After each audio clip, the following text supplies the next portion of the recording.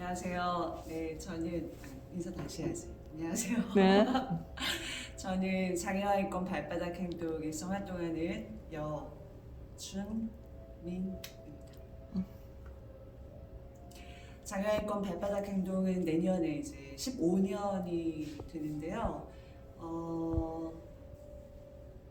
월 10,000원, 20,000원씩 해주시는 회원분들이 한 900여 분이 넘으신데 그분들의 후원으로 정부 보조금 전혀 받지 않고 기업 후원 받지 않고 그렇게 해서 활동가들의 활동비를 만들어서 되게 독립적이고 자주적으로 활동을 하고 있는 탈시설 운동 단체예요. 그러니까 처음 생길 때부터 우리는 이제 장애 인권 관련해서도 다양한 의제들이 있지만 탈시설, 시설의 비리와 인권 침해라고 하는 것만 이제 중심에 두고 지금까지 꾸준히 활동을 해왔습니다.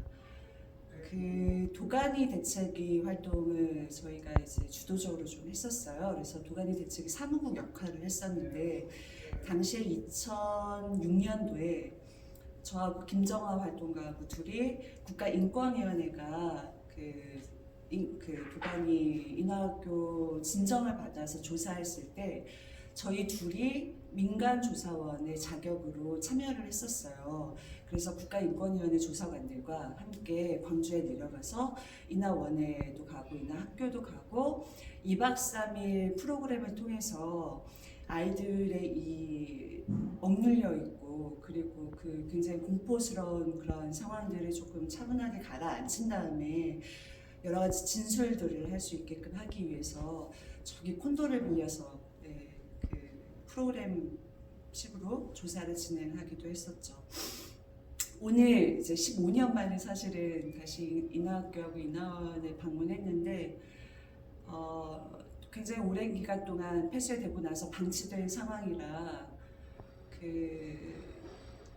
뭐랄까 약간 공포스러운 느낌, 전기나 물, 수도 이런 것들이 다 끊겼으니까 그리고 또 비가 새가지고 물이 있고 이런 것들을 보면서 하지만 제가 15년 전에 갔던 느낌보다는 낫다라는 생각은 했어요. 왜냐하면 15년 전에 갔을 때 왜 사람들이 시설에서 살아야 되지? 그 주변에 아무것도 없잖아요. 허허벌판에 시설하고 학교만 그렇게 고립되게 있었는데 저는 그 상황이 훨씬 더 안타깝고 거기 사람이 살고 있다는 것에 그리고 또 아이들이 있다는 것에 그게 훨씬 참혹한 현실이었다는 생각이 들어서 오늘 사실 빈 공간이 주는 어떤 그 스산함이 있었지만 과거보다 낫다. 왜냐? 거기 이제 사람이 살지 않으니까. 그런 생각이 좀 들었고 아직도 현재 진행형이다라는 생각 때문에 마음이 좀 무거웠어요. 왜냐하면 여전히 해결되지 않고 ING, 현재 진행형이다라고 하는 것인데 당시에 졸업하고 자립해서 나와서 당당하게 살아가는 피해자분도 계시지만 그렇지만 그 고통은 평생 안고 가야 되는 거라는 생각이 드는데 과연 국가와 지자체는 제대로 된 사과를 한 적이 있는지 그리고 그분들이 피해를 받았던 여러 가지 상황들에 대해서 적절한 피해 보상을 하고 있는지 그리고 그 고통과 아픔에 대한 치유를 해야 할 텐데 과연 그런 트라우마를 치유하고 회복할 수 있도록 기회를 주고 있는지 이런 면에서 봤을 때는 너무 앞으로도 해야 될 일이 많다라는 생각이 들고 또 한 가지는 당시에 자립하지 못하고 전원 조치돼서 여전히 시설에 살고 계시는 분들이 상당히 많이 계시다는 거예요. 그런데 그분들은 청각장애와 지적장애를 같이 동시에 갖고 계셔서 어떻게 보면 가장 큰 피해자들이었는데 여전히 가장 큰 피해를 보고 고립돼서 폐쇄적인 환경 속에서 살아가고 있다는 거거든요. 시설에 살게 되면 이게 사회적 관계, 인간적 관계가 굉장히 한정되어 있고 일상을 살아가는 패턴이라고 하는 게 너무나 단조롭기 때문에 이게 사람과 대화하는 법 그리고 세상이 어떻게 돌아가는지 인지하지 못해요. 그러니까 무력감이 일상화되어 있는 삶을 살 수밖에 없기 때문에 그런 장애로 인해서 훨씬 더 자꾸 퇴화되는 경향을 보이게 되거든요. 그러기 때문에 그분들이 다 나와서 당당하게 떳떳하게 독립적으로 살아갈 수 있도록 해야 되는 과제가 아직도 크게 남아있다라는 이제 생각이 들었고, 그때 만났던 아이들의 얼굴이 사실 떠오르진 않지만 그냥 이렇게 그 실루엣으로 이렇게 느낌들이 오는데, 그 아이들이 지금 어떻게 살고 있을까 많이 궁금하기도 하고 걱정이 되기도 하고, 네, 그런 감정 느꼈어요. 그리고 질문이 또 뭐였냐면, 제가 25년 전에 수화를 딱 1년을 배운 적이 있는데 안 쓰니까 자꾸 까먹는데, 그러나 가끔 조금씩 기억이 죄송합니다. 도가니 이후 우리에게 주어진 과제라고 하는 건데, 도가니 사건이 사실 한국 사회에 굉장히 큰 파장을 불러왔고 어떤 변화를 가져온 건 분명해요.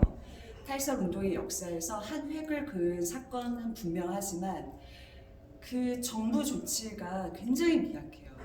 하나는 뭐였냐면, 그때 당시에 보건복지부가 발표한 게 각 시설의 인권 지킴이단을 만들겠다.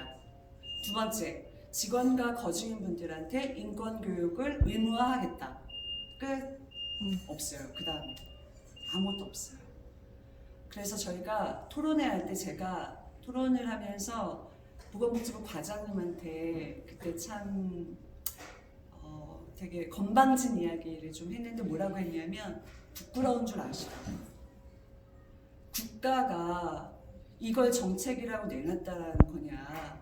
예산이 하나도 들어가지 않아요. 예산이 들어가지 않는 정책은 정책이라 할 수 없어요. 정책을 숫자로 푼 게 예산인 거고, 숫자로 된 예산을 말로 푸는 게 정책인 거예요. 그런데 손 안 대고 코 풀고 모든 책임을 시설에 전가하는 거였거든요. 그래서 너무 어처구니가 없더라고요. 그리고 시설이 자정 노력을 계속 하려고 하는 거는 굉장히 의미 있는 일이지만, 인권 지킴이단 외부 사람들이 뭘 알겠어요. 분기별로 3개월에 한 번씩 한두 시간 갔다가 오는 건데, 이게 근본적인 대책이 될 수 없거든요. 인권 교육도 그 환경이, 시설 환경이 모든 것들이 다 차단되어 있고 폐쇄적인 곳인데 무슨 인권 교육이 가능하겠어요. 교육 따로 현실 따로 이렇게 분리된 거죠. 그렇게 되다 보면 자기 안에서의 갈등만 더 커지고 무기력감만 더 가중시키는 결과를 낳는다고 생각을 하거든요. 그리고 되게 허무맹랑한 상황이 될 수밖에 없어요. 누구 약 올리는 것도 아니고, 인권 교육을 통해서 우리는 이런 권리가 있어요, 이렇게 차별받으면 안 돼요 라고 교육은 하는데 실제 현실은 하나도 개선되는 게 없는 거죠. 이거는 굉장히 장애가 있는 사람들을 우롱하는 정책이라고 밖에 생각이 안 됐어요.